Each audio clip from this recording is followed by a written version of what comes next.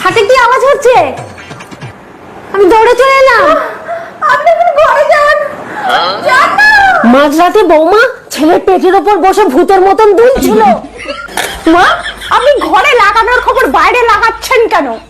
ছেলে ফগমি ফগমি বলে গোঙাচ্ছিল কেন? আপনার ছেলের পাইপটা আমার কলের ফুটে ঢোকানো ছিল। মেয়েদের পুকুর যদি লাল হয় তাহলে বুঝতে হবে ওই পুকুরে কেউ এখন পর্যন্ত ডুব দেয়নি। বৌমা, আমি লাগাতে চাই না।